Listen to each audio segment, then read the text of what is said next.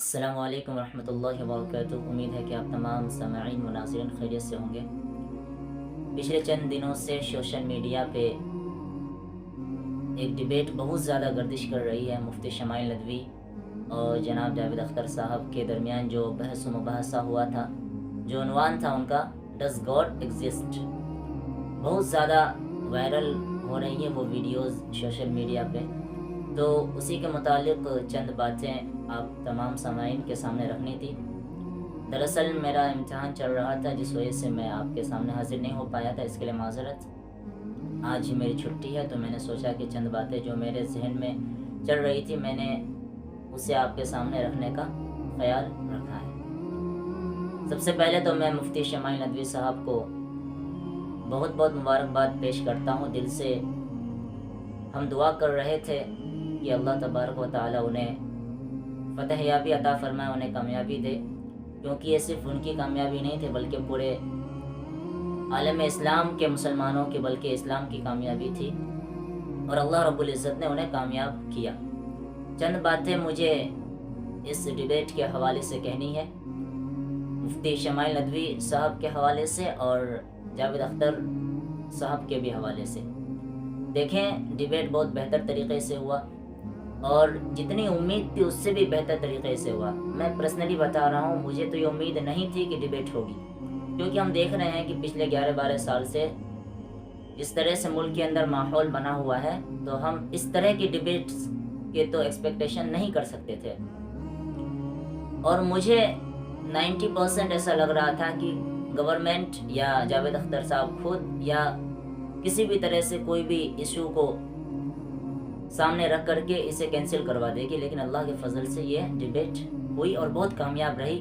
ہم اس کا جو مثبت اثر ہے وہ دیکھ رہے ہیں۔ سب سے پہلا فائدہ تو یہ ہوا ہے کہ ہندوستان کے اندر ایک جو یہ نیریٹو سیٹ کیا ہوا تھا کہ ڈیبیٹ میں بہت زیادہ ہنگامہ ہوتا ہے، بہت زیادہ بدعنوانی ہوتی ہے، اور ایسا ہو بھی رہا تھا نیشنل میڈیا کے اندر، دو ادھر سے لوگ کو رکھا جاتا تھا، دو ادھر سے رکھا جاتا تھا، بیچ میں ایک مرغا لڑانے کے طرح چیزیں ہو رہی تھی۔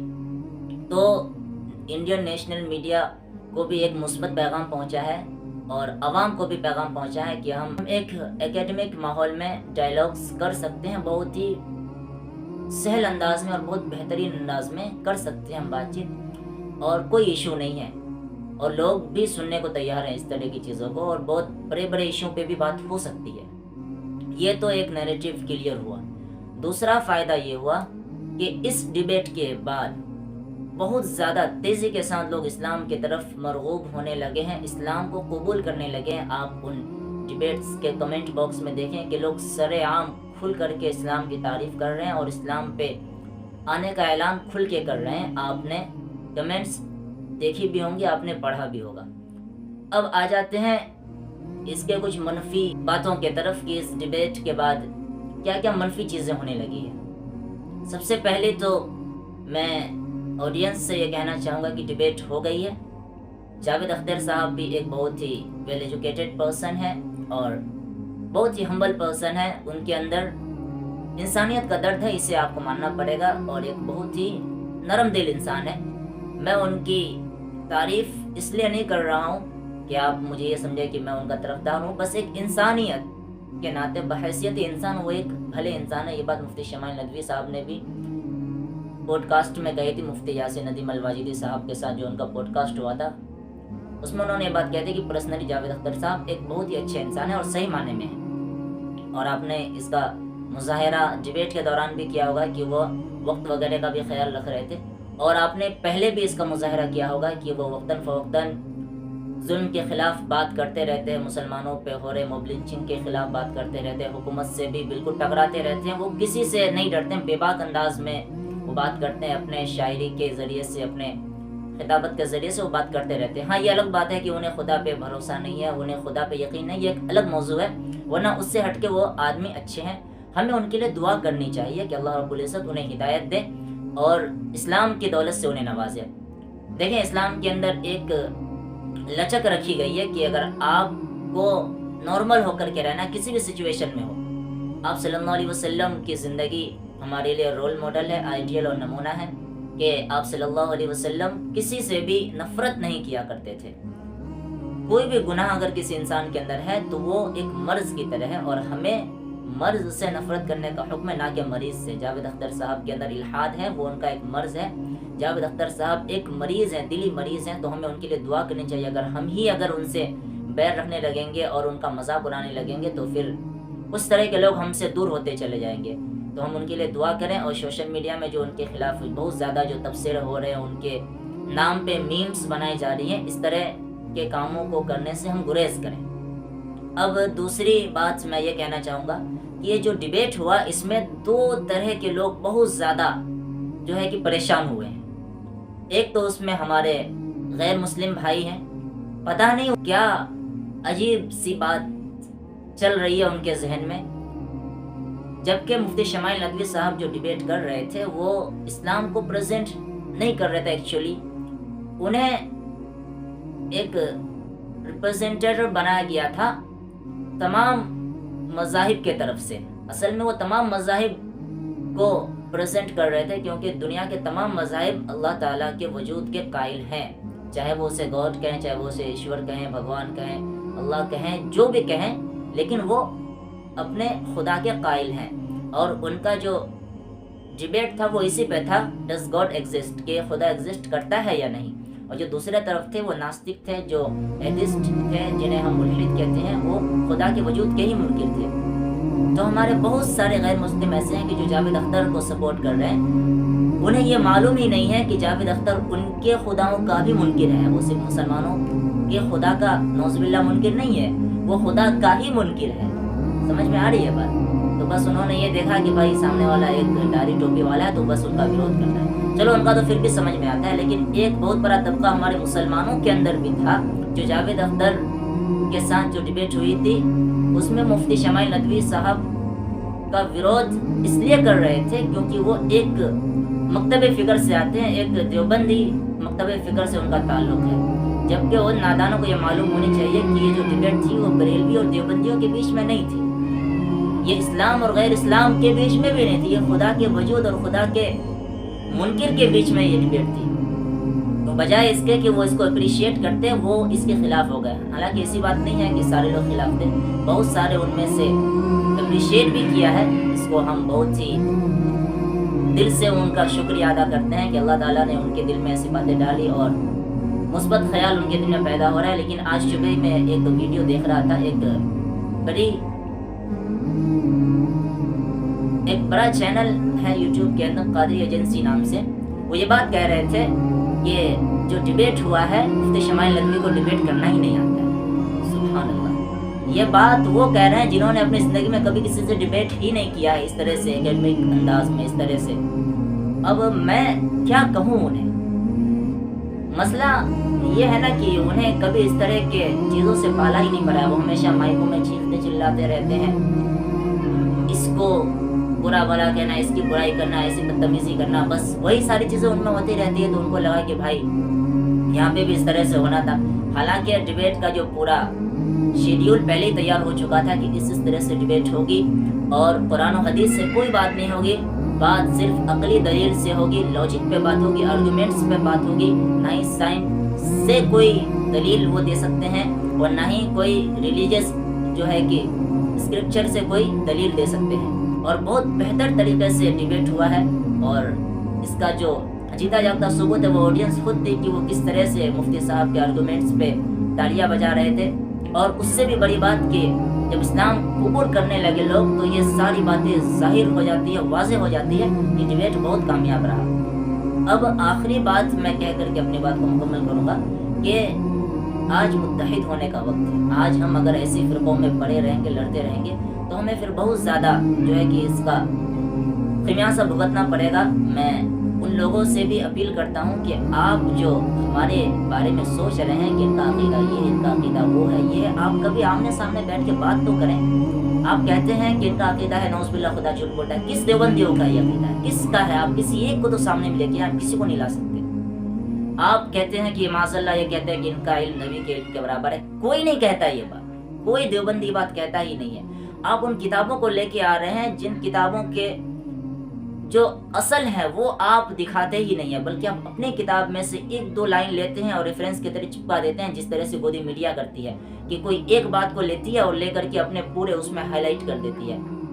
آپ صحیح چیز کو دیکھنے کی کوشش کریں اور آپ اکیڈمک انداز میں آ کر کے کسی بھی دیوبندی سے آپ گفتگو کریں، وہ آپ کو ایک ایک چیز اسٹیپ بائی اسٹیپ سمجھائیں گے، آپ کو بتائیں گے کہ ایسا ہمارا عقیدہ نہیں ہے۔ لیکن خیر، ہمیں ان سے کوئی گلا شکوہ نہیں ہے، ان کا وہ نظریہ ہے، وہ اس طرح کرتے رہیں، شاید ان کا کیا مسئلہ ہے وہ ہمیں نہیں معلوم، لیکن ہم تو یہی کہیں گے کہ اس وقت متحد ہونے کی ضرورت ہے۔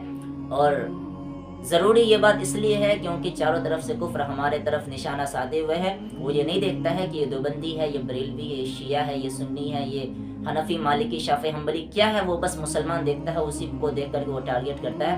جو بھی ہمارے اندرونی مسائل فروعی اختلافات ہیں، آپ اسے بیٹھ کے حل کر سکتے ہیں، کوئی بہت بڑا مسئلہ نہیں ہے۔ لیکن سوشل میڈیا میں اس طرح سے پروپیگنڈا پھیلانا یہ بہت غلط بات ہے۔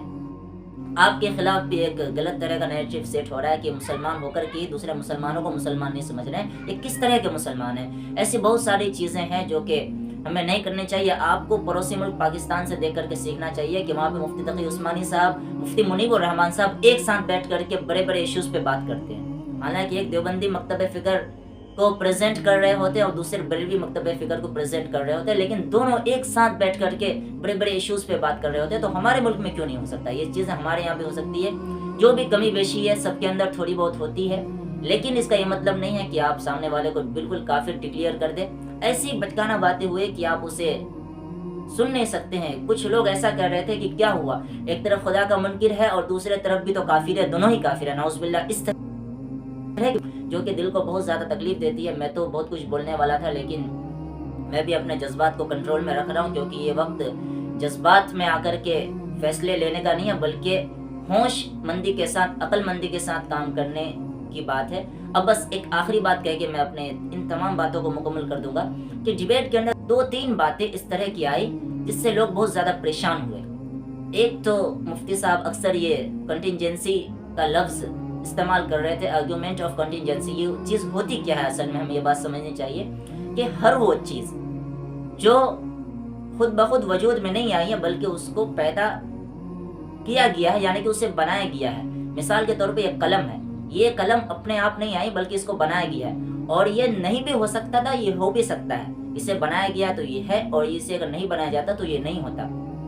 تو ہر وہ چیز جسے بنایا گیا وہ کنٹینجنٹ ہے، اور جو چیز بغیر کسی کے اپنے آپ وجود میں ہو، اس کا کوئی بھی کریٹر نہیں ہو، وہی ہے نیسیسری بینگ۔ اسی کو مفتی صاحب سمجھانے کی کوشش کر رہے تھے کہ اگر یہ پین نہیں ہوتا تو اس سے دنیا کو کوئی فرق نہیں پڑتا۔ سمجھ میں آ رہی ہے بات؟ اگر میں نہیں ہوتا تو دنیا کو کوئی فرق نہیں پڑتا۔ میں اپنے آپ نہیں آ گیا ہوں، مجھے پیدا کیا گیا ہے۔ اگر میں دنیا میں نہ ہوتا تو دنیا کو کوئی فرق نہیں پڑتا۔